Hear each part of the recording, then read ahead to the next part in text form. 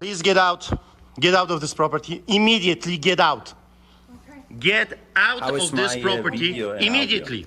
Out. I don't want to hear anything. Out of this property immediately. I don't want to hear a word. Out. Out. Out of this property immediately until you come back with a warrant. Psychopaths.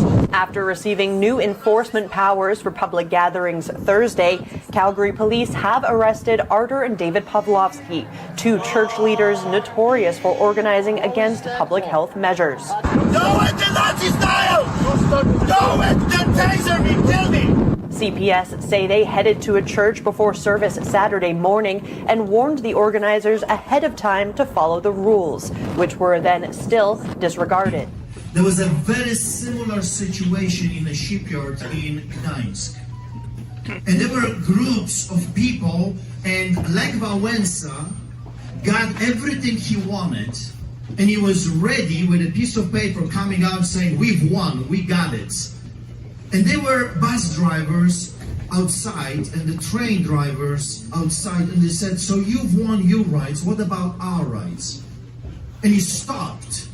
Will you, and this is why you have this famous solidarity movement, because when he was stopped, he looked at the people, they were outside under the hammer of the boots of the Soviets, and he said, "Yeah, you're right, we got what we wanted, but what about you?" And here is this lady, this is what she said: "Will you stand in solidarity with the rest of us?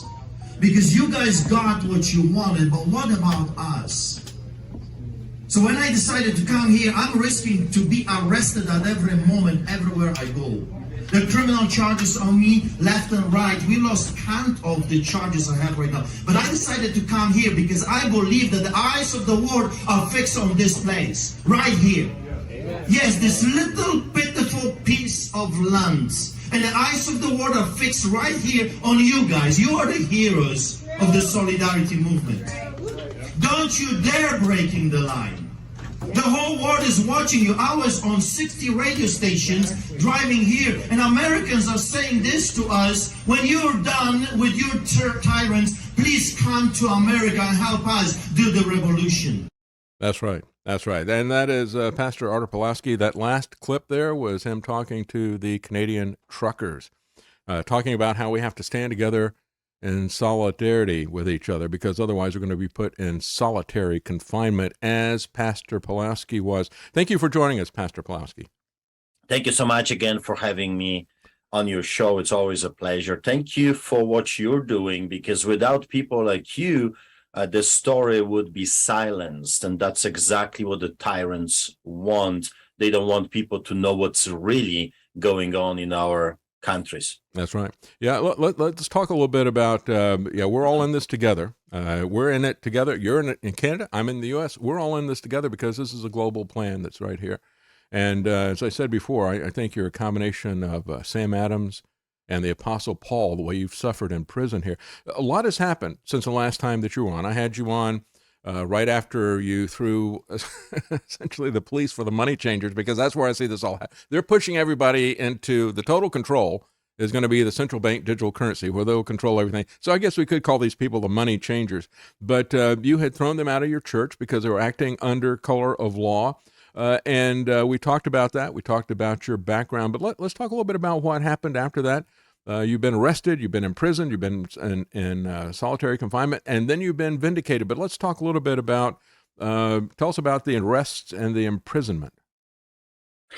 Yes, so after that video that we were sharing together, after they invaded our church contrary to the Criminal Code of Canada, Section 176, 1, 2, and 3, also against the human rights, international human rights, all the international agreements, and against the Constitution and the Charter of Rights and Freedoms, that starts in with the preamble that says, whereas Canada acknowledges the supremacy of God and the rule of law. So they threw all of that away, all the laws, international laws and national laws, out the window, and they invaded our church trespassing with their guns, uniforms, badges, handcuffs, tasers, thinking that they own the place. And that's the problem. Those people truly think that they are the pharaohs. They can do whatever they want. Yeah. They can implement mandates, restrictions, regulations on us. But of course, they don't have to follow their own rules. So they enter our church. I did the only thing that I believe every good man and woman was supposed to do: kick those snakes, those Gestapo, as I call them, out of the sanctuary. Yes. That's what I did. But don't kid yourself. Those people are ruthless. They are wicked, evil lawbreakers. They are tyrants. And they came back with a court document that they obtained ex parte without our knowledge, without our ability even to dispute that. They did it in secret, off the record, with a crooked judge, and not the only one. I call them the three crooked amigos, three judges of Alberta that did this to us. So the first one, David Gates, I don't know if he's related to your snake, Bill Gates, but David Gates of Alberta gave them the power to enter our church with anytime they want, with whomever they wish to enter with. So they showed up with SWAT team. Can you believe it? To a sanctuary, to a peaceful assembly, to a church, to arrest a pastor. I kicked them again. They showed up again. I kicked them again. So they went to another crooked judge, this guy's name, and he's the boss of judges. He's Associate Chief John Rook, another crooked judge in Alberta. That fella gave them the right to do whatever they want. And if anyone would dare to oppose AHS, which is Alberta Health Services, those Nazi agents, if anyone would dare to oppose them, children, men, women, it didn't matter. They can be arrested, thrown in prison. So they showed up again with the SWAT team. We told them to leave. They opened the door. It was packed room. I was already preaching at the pulpit. They dropped something on the ground and they left. They realized it's too many people. It's going to be a gong show. So they waited for the people to go home. And while I was driving back to my place with my brother David and our friend, we were arrested in the middle of the highway for breaching a court order that was done without our knowledge, was never given to me, never read to me, never sent to our lawyers. It was just dropped on the ground while I was already officiating a church service, and we were arrested based on that. Wow. Later on, we spent days in prison on concrete, which of course is illegal as well. You cannot hold a prisoner on concrete. You have to process him, give him a bed, etc. But no, we were treated worse than dogs. And then on Monday, we've met the third crooked amigo. His name is Adam Germain. So here is how the story unfolded. Adam Germain started the proceedings by saying, my boss, my good friend, John Rook, called me and asked me for a favor, if I would be kind enough to look over those cases. And I turned to my brother David, we're doomed. It's over. There's no way we can stand a chance. This is a show trial, just for the media, just for the public. We don't stand a chance. So that's where I decided to come to your amazing country to plead with Americans, because I realize we are truly living behind the Iron Curtain in China, and we need Americans to come again to our defense. You have been always historically power horse for freedom, for liberty. So I was supposed to be there for a few weeks. I spent 4 months. On the way back, as you remember, I was arrested at the tarmac. The moment I stepped out of the plane, I was handcuffed, arrested, thrown in prison, charged criminally for inciting people to come to church, participating in illegal gathering, officiating in illegal gathering, not wearing a muzzle, sent to jail. Then I was rearrested again after coming from protests by RCMP, that's like your FBI. Then I was rearrested after coming from another rally, arrested in the middle of the night, in the middle of the highway on snow, with my brother David, charged criminally. Then I was asked to participate with the truckers. Remember the truck convoy that Canada started? Well, I was part of that. We organized soup kitchens for them. I conducted a number of church services for the truckers. Off they go to Ottawa, and I was asked to go to Milk River and Coutts. Milk River and Coutts, Coutts is a point of entry between Montana and Alberta, and it's, border cities. So I was asked to do church services for the truckers. I took my son, a worshiper, Lord's Supper, food for them. We did a church service in Milk River. About 50 cruisers were there blocking the streets. When I was done in Milk River, they opened the barricade. The police did, the FBI of Canada. They opened the barricade and they said, yeah, you can come in. So I did a second service in Coots, in Smuggler's Inn, a restaurant. What did I do over there? I did Lord's Supper. We worshipped, we had dinner together, and I gave 19-minute speech, a sermon to the truckers. I gave them hope. That's what I do. That's what pastor's job is, to cheer people up, to tell them, don't give up, stand for your rights, but do it peacefully. 3 times during my speech, I told them this is a peaceful revolution. Non-compliance, refuse to work for the tyrants, but do not use violence. No guns, no swords. Do it solidarity style movement. And if you know anything about solidarity, it was like Mahatma Gandhi, it was like Martin Luther King Jr. civil rights movement, peaceful movement. Yeah. Simply Polish people said, we are not your slaves, and we refuse to work for the pharaohs. That's what I did. RCMP was there, recorded me, and let me go back home. Few days later, it was a gong show. I'm telling you, Dave, this was absolutely straight from the Hollywood movie. It was like a takedown of El Chapo of Calgary, Escobar of Alberta, Al Capone of Canada. There was RCMP officers, cruisers blocking the whole street. There was Calgary police uniform. There were detectives. There were undercover police. There was entire SWAT team with their cameras recording the arrest. It was a gong show. I'm telling you, I really felt like I'm the most dangerous man in the country. Interrogated for hours by RCMP, taken to prison, and as you know, without trial, the notion of innocent until proven guilty thrown out of the window. I was placed in solitary confinement. I was placed in metal cages. I was stripped naked. They refused water. They refused toilet. I was dragged from my solitary cell to another solitary cell without washroom and without water. Also, I had 5 different testimonies of inmates that they were told by the guards to hurt me, to beat me up, perhaps murder me, just to get rid of me. Wow. In the middle of this craziness, which was completely illegal, 3 weeks I was denied to see my lawyers.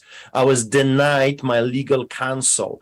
For weeks, I was kept in that solitary cage, and then I was kidnapped literally by sheriffs. I was kidnapped hundreds of miles away without the knowledge of our lawyers, without the knowledge of my family, my wife, my children, taken to another city and placed in a MAC spot. MAC spot is for the extremely dangerous offenders, bloody murderers, those that stop someone during their time in prison, attacking guards and stuff like this. I was placed there in a MAC spot. But you think that's the tip, that's the top. No, the next day they placed me in a psych ward without the evaluation of the doctors, without the knowledge of Alberta Health Services. I mean, it was total gong show. They placed me with the inmate that murdered his brother with a machete. So here is what I think they wanted to achieve. They wanted this young man to stop me and say, hey, accident happened. This guy was schizophrenic, attacked this pastor, and too bad. We are so sorry that this happened. I think that's what they wanted. Another interesting twist to the story is that during this craziness, totally illegal, what they were doing to me, the Crown prosecutor came with an offer. And I don't know if you know, I'm the first Canadian ever in the history of this country that has been charged with interfering with a crucial infrastructure under the Defense Act. So if you're blowing up pipes, if you're blowing up bridges or buildings, that's the charge they would place on you. For my speech, I'm the first Canadian ever to be charged with that offense. So the Crown prosecutor comes while I am physically and mentally tortured for 50 days. He comes to me and says, hey, you can go home. We can release you. If you plead guilty to just one little charge, mischief, you can go home. You see, that's what they wanted. They wanted a story, front page story. Pastor Artur Pawlawski pleads guilty. We've told you he's a criminal. He admits he's a criminal, and let's just move on. There is nothing to see here. I declined, and the fury of those devils came very, very heavy. Ultimately, I have been released from prison on a huge bond, 2 assurities, house arrest, which I'm still under. I'm still in house arrest, and I'm not allowed to do things like other people. Wow. So fast forward, we appealed the case of Adam Germain. Remember the 3 crooked amigos? Yeah. Adam Germain finally found us guilty on all charges and gave us the compelled speech. Remember the compelled speech? Oh, yeah. The judge ordered us right straight from Soviet Russia, North Korea, China. He said that every time I speak, if I was to speak to you, sir, I was commanded by the court to recite CBC, CNN party line. Can you believe it? The judge ordered us to tell the public, to lie to the public, contrary to our conscience and contrary to science. We refused. We were given $50,000 penalties, house arrest in the province of Alberta, 18 months probation officer, community hours. I mean, a total crazy gong show. We appealed that case, and 2 weeks ago, a miracle happened that it was a very hard thing even to believe for me, because I've lost hope in the so-called justice system in Canada. The 3 judges actually looked at the case and they said, this is insane. Everything that those judges did was illegal. And they ruled that we have not broken the law, that all the arrests were illegal. They said that this was against natural law and vindicated us completely. You got to remember that that case from those 3 crooked amigos built the entire prosecution and persecution in this country for the rest of the people, including the other arrests that I have been with my brother David subjected to. So huge victory. We are moving forward. It's like an avalanche right now, is spreading like a wildfire. It's sending a message to the villains that you have not bought everyone yet. There's still some good judges, good police officers, good politicians. Also, it sends a message to people like you and me. There is hope. There's hope, because for the past 3 years, people started to lose hope. And this case, this fight against Goliath of this land, this fight against the biggest guns, the giants of corruption,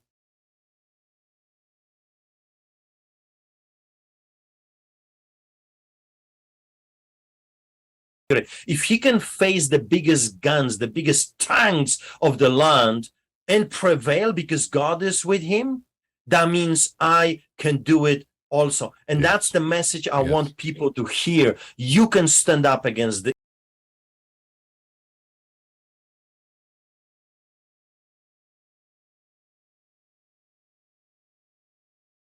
many people that suffered under the hands of corruption, but because we suffered and prevailed against this great evil, I mean, that's the story that our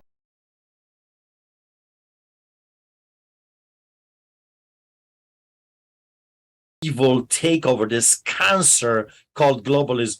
If we stand together, if we unite in solidarity with each other, we shall win. We know how the story ends. We know that in the end, truth will win. We just have to endure it a little bit longer and unite. Enough of divisions. Enough. I don't like you. I don't like this guy. I don't like this person. Enough. They want to chop your head. They want to chop this person's head. It doesn't matter if you like him or not, if you like her or not. What matters is they're coming after our children. They're coming after our inheritance. They're coming after our future. It's time to rise up, stand up, and push this evil away. That's right. Yeah, the laws, as you pointed out, that they ignored over and over again, they're really nothing but pieces of paper. They are principles that have been encoded there, but it's up to you and I to stand up to that. And I've got to say, Pastor Pawlawski, that when this was happening to you, I think you were an amazing wake-up call to people around the globe. you and the truckers as well, but even before the truckers, and you were there with the truckers, but even before that, people could see that you were standing up to this, and it gave them hope. And they could also see the tyranny that was behind this. If we don't stop this, these people who will have their Star Chamber courts, these people who will take a pastor and throw him into solitary confinement to try to kill you by putting you in a cell with a mass murder. But God can stop the lion's mouth, right? And that's what he basically did with you, protecting you in prison. And we have to understand that if we don't stand together, this is the kind of society we're going to have, where there is no law. There's just lawless people with uniforms doing whatever they want at any time without even trying to come up with an excuse. Talk to us a little bit about what you were going through in your mindset, because I know Pastor Brunson, who was arrested in Turkey, had been there for many years as a missionary, and then when this back and forth was happening between Fethullah Gulen and Erdogan there, they accused him of being with Fethullah Gulen. He wasn't. He didn't have a side in that fight. But after he'd been there for years, they throw him in prison, and he was there under very difficult conditions in a Turkish prison for a while. One of the things he said, he eventually got out, one of the things he said was, I really wasn't prepared mentally for persecution. I always knew that it could happen. I was in Turkey. He kind of expected, nobody expected this. Nobody expected the Spanish Inquisition, as Monty Python would say, not in China, but he kind of expected the Spanish Inquisition in Turkey. But what was it that got you through this? I know that kind of gradually ramped up to this, but talk to people about what your mindset was. What were you thinking? What were you trusting in? Well, first of all, I grew up behind the Iron Curtain under the boots of the Soviets. I've seen this before. We escaped that. So I knew at least a little bit, remembering the childhood. Then when we came to Canada, Canada was offering us freedom. And I remember the meeting in embassy where an officer said to us, in Canada, no one will ever persecute you for your faith, and it's the freest country on earth. So I have been facing those giants since 2005, when I became a full-time pastor, taking care of thousands of homeless people on the streets of Calgary. That's where I met corruption at the highest levels, because in Canada, shelters are run like cattle. The more cattle, the more money are being allocated, the more money the government gives. In the province of Alberta, $230 million are being given to those people every single year. And then I came with a bunch of volunteers taking people off the streets for free. So I have immediately become a danger to that enterprise. And I was arrested 11 times before COVID showed up for things like giving free goods and services, for distributing printed material, for organizing church services in parks, for using amplification, for baptizing people in a river. I was accused of drowning people when I was baptizing congregants. I went through hell back and forth. That's kind of like the early Christians being accused of cannibalism, right? Because they have communion. So they accused you of trying to drown people because of baptism, right? Yeah, no, it's ridiculous. Of course, it was like a big fat joke. However, the tickets were real. Over 300 tickets during that time, 11 arrests, over 100 court cases. I was the first Canadian citizen to be arrested for publicly reading Bible. 7 officers came and they declared the Bible is offensive, and I have to stop reading it. I was facing a year of imprisonment then. So I guess what I want to say was God was preparing me, taking me through the fire to fire, from victory to victory, from glory to glory. When COVID came, I was trained. I was like David in front of the giant. I already tackled the bears and the lions. And then this uncircumcised Philistine is going to be just like those beasts before him. However, when I was in prison, I would be a liar if I would say to you it was easy. It was not easy. What was not easy? It was not easy to never know when I'm going to be jumped. When the inmates were coming to me with those stories that the guards were bribing them to hurt me, I never knew if a new inmate that will show up is going to take the incentive. Also, I never knew when I'm going to be released, because the Crown prosecutor, during my first bail hearing, which was denied, portrayed me as a terrorist. He says Artur Pawlawski is extremely dangerous. He doesn't follow orders. He has already convictions. This guy, if unleashed on Canadian society, is going to destroy lives. People will die because of this man. Also, he accused me publicly on the record that I caused damage to Canadian economy worth over $400 million. So the judge was hearing all this thing and it's like, oh, this guy is super dangerous. I mean, if I let him out, it's over for Canadian society. He's like Al Capone. He needs to be kept in prison. So knowing the system, I knew that this potentially can go on for 2 years until I see the judge and we can actually argue the case. So I think that was tough. Being in solitary, it was craziness. It is actual torture. It's a mental torture. It's being used. You don't have to touch a man physically. Just lock him in a cage. And that's good enough. That's torture. So that was tough. What was keeping me sane? It was people like you. When I talked to my wife and my son, my brother, where they were outside staging protests every single day when I was in prison, from 50 to 250 people outside the prison demanding my release. They were telling me about international journalists, people that are picking up the story and saying this is wrong. So that was giving me hope that I'm not going to be just forgotten person rotting in prison and no one cares. So when my son said, Art, your face is on Times Square in New York City, I said, like, what? Yeah, Americans are staging protests outside of Canadian embassies in Washington, New York, and other places. And they're fighting for you. They love you. Stay strong. Don't quit. I mean, all of that was giving me tears. I realized God is with me, but also people do care. Yes. When I saw the protesters outside screaming and yelling, "Free Pastor Art," the inmates started to scream the same thing at the guards, "Free Pastor Art, free Pastor Art." That's what kept me going, knowing that God is with me, that people care, that I'm not alone, gave me that strength. So I can't imagine doing this without God. And I think I lost. We still have audio. But we lost your picture there for a second here. So if there's something that happened there, if you could restore the picture, but we do have audio, and that's the key thing. We'll keep going with this. That is very important, and you know, it's interesting because as we have to stand in solidarity, you were truly an inspiration to people worldwide, and the truckers following you, and what you said with the truckers, what you were going through, and that's the key thing. We don't realize how important it is for people to see someone standing up to tyranny and standing up for the rule of law. You know, it was Christians who gave us the foundation of a moral society, of a free society, and it's going to have to be Christians, I think, who are going to have to restore that foundation, which has obviously been swept aside by these people who want to act lawlessly. How do you see the state of society right now? Well, here is the problem.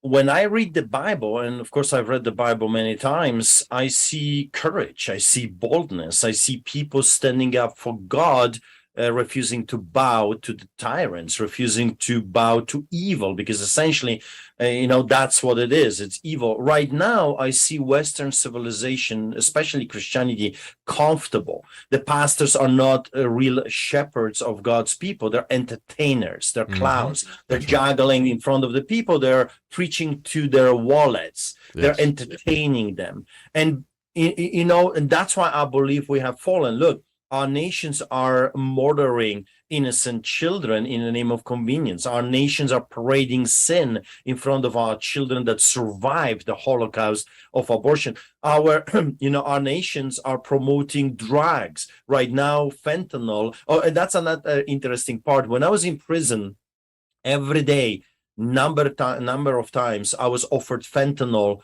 and cocaine. Right. So if you are coming to prison and you're depressed or you're not feeling good, and they come to you over and over again, hey, take this drug, it's going to help you. Take cocaine, take fentanyl, you're going to be good. We have right now overdoses of fentanyl left and right, and yet in prison they're hooking people up on those heavy drugs. I was shocked to see that every day. Well, that's one of the things I've talked about many times, Pastor Pawlawski. I said, the drug issue is a moral issue, and you're not going to be able to stop it with law enforcement. And I've used that exact case. I said, look at how easy it is to get drugs. And I've talked about years. I said, look at the people who overdose on drugs and die. I'm surprised they didn't slip the fentanyl in your food or something. But I said, look at the number of people who die from drug overdose in prison. If they can't stop it with a prison, what kind of society are we going to have to live in if we are going to try to solve our problems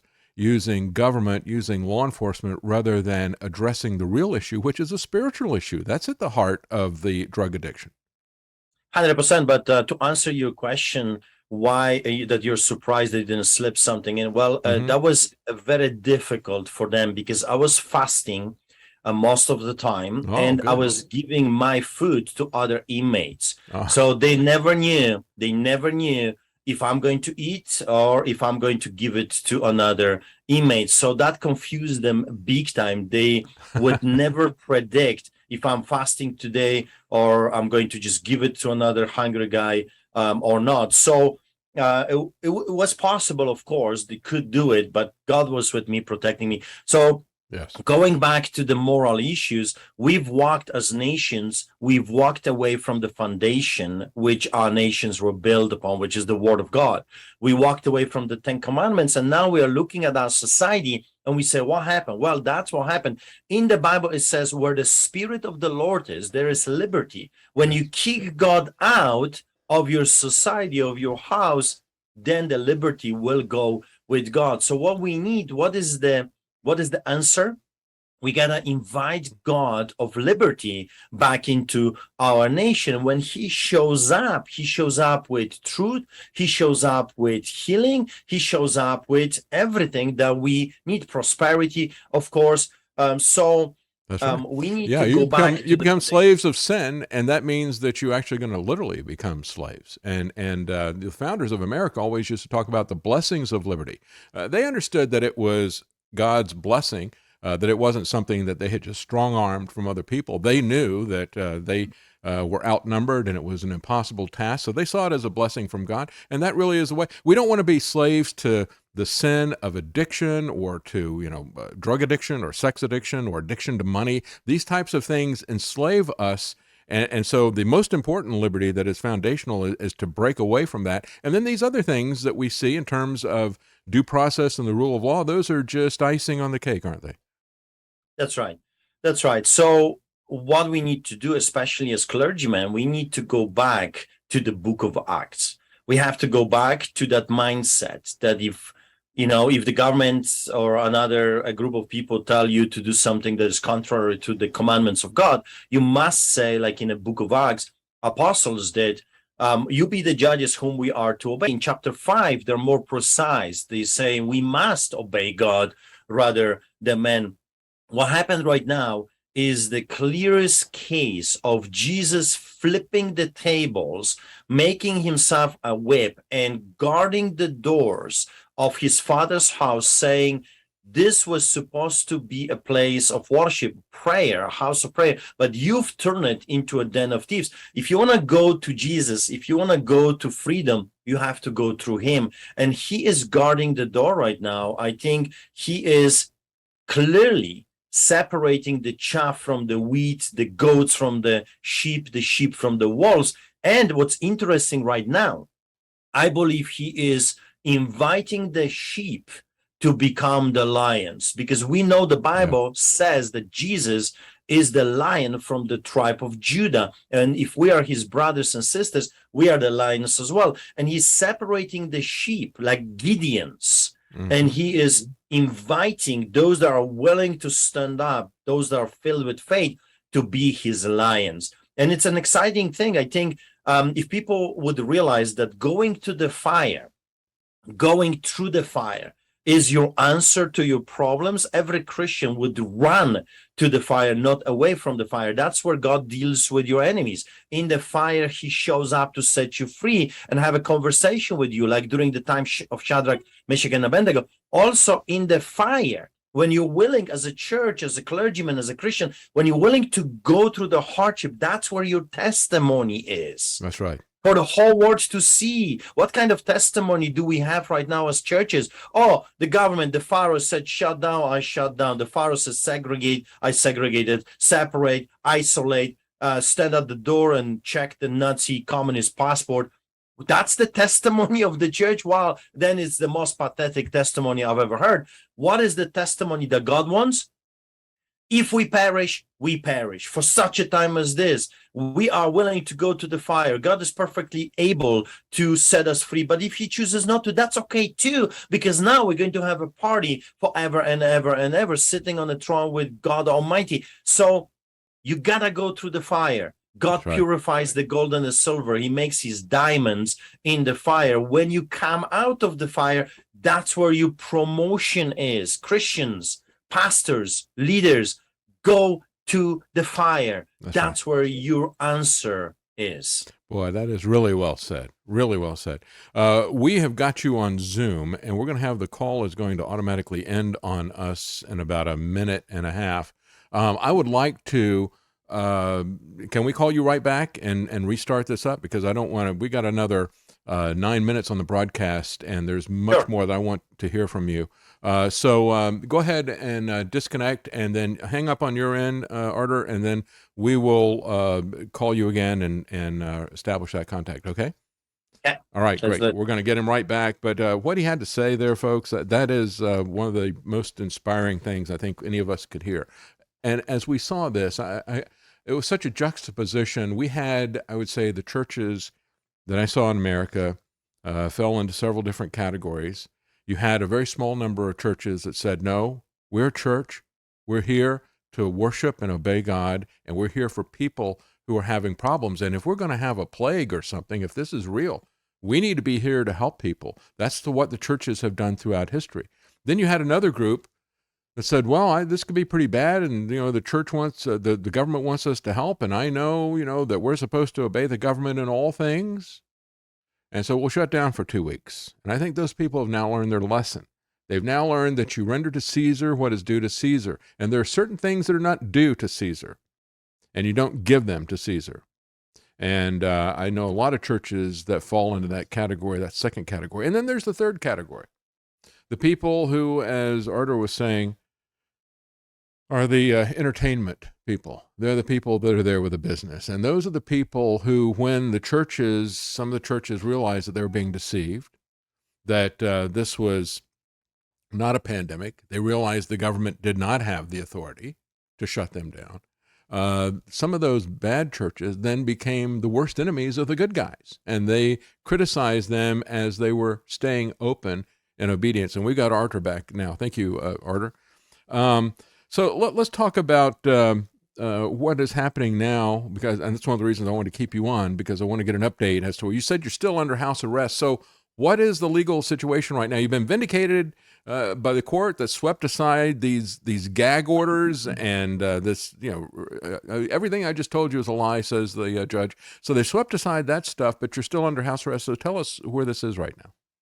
Because this is a personal vendetta. We have to understand that this has nothing to do with law and order. They're keeping me on a leash because they're afraid of me. They're terrified. And especially now, when I made my announcements, I'm going to run for political office as well. Good. I said to them, if you don't want to leave me alone, I just want to be a pastor. I want to feed the poor, preach the gospel, teach theology and history. Leave me be, and you will never hear about me. But obviously, that's not the case. The Crown prosecutors are not dropping the charges. I'm still charged with terrorism.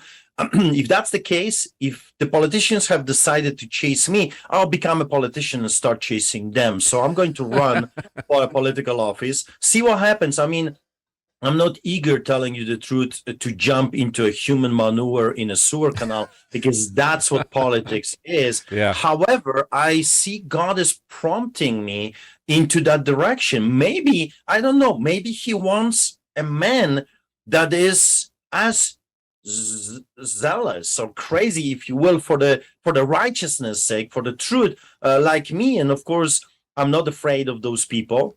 I will take the biggest plunger I can find in the province of Alberta, and I'll start cleaning the pipes. I mean, what else can I do? So I'll make my public announcement within a week.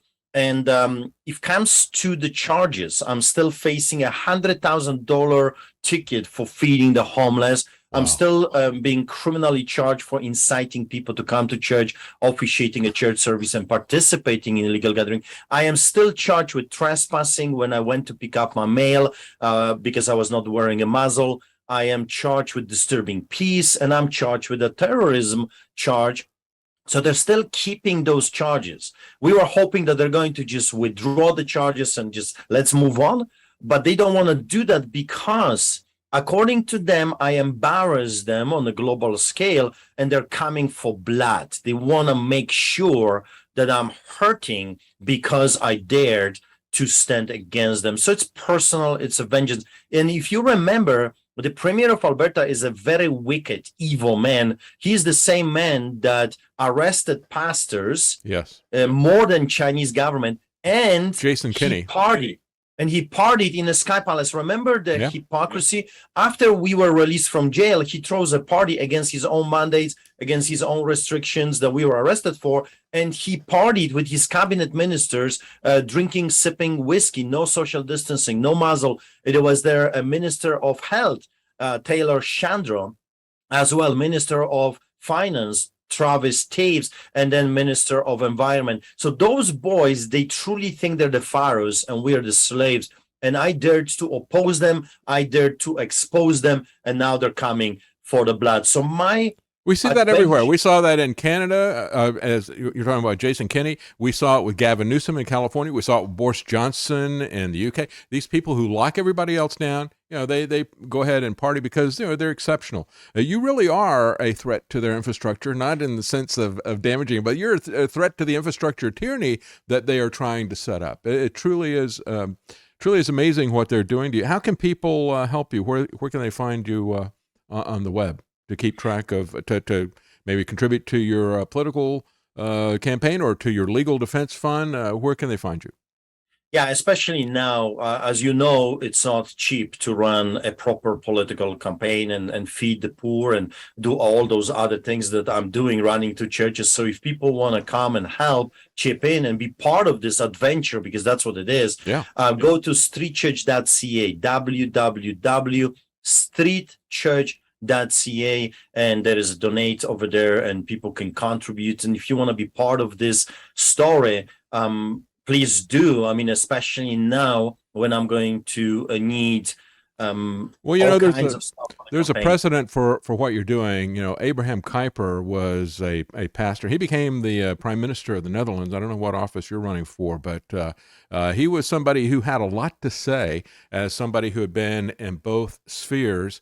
He had a lot to say about the proper division of the spheres of authority. The state is over here, the church is over here, the family is over here, the individual is over here, and there are things that are proper authorities for those and things that are not proper. When they're going to start locking you up and finding you for feeding the poor and for going to church, it's time we got to put them back in their bubble, and I think that's very important. I'm so happy to see that you're going to be doing that. And then what is coming up in terms of your current legal situation? Is there a trial or something that is coming up in the future? Yes, I'm facing 3 or 4 trials that are coming. The big one for the Quds border church service is in February of 2023. So they want to keep me on house arrest until then, believe it or not. There is another trial, I think, September for the $100,000 ticket for feeding the homeless and the criminal charges as well. I think it's October. So I got a number of them coming. But I think that victory 2 weeks ago has started to break their foundation. Their house of cards is finally crumbling down, and that's good news. I don't know if you have heard the yesterday's news. We are filing actually human rights charges against the government of Canada in Geneva. Good for you. Oh, good. That's great. Yeah, we need to call these people out everywhere. And our lawyers on the way, Yes, thank you so much. And again, you can help him, find him at StreetChurch.ca. The only way that the bad guys are going to win is if we don't stand up to them, and nobody has stood up better than Pastor Artur Pawlawski. Thank you so much, sir. Thank you. God bless you.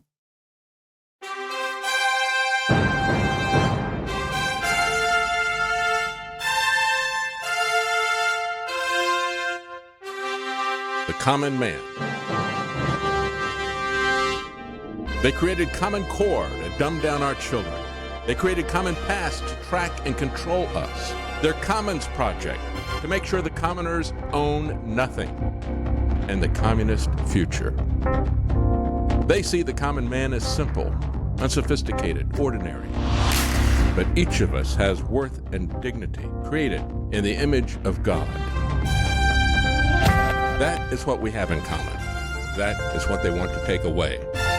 Their most powerful weapons are isolation, deception, intimidation. They desire to know everything about us while they hide everything from us. It's time to turn that around and expose what they want to hide. Please share the information and links you'll find at thedavidknightshow.com. Thank you for listening. Thank you for sharing.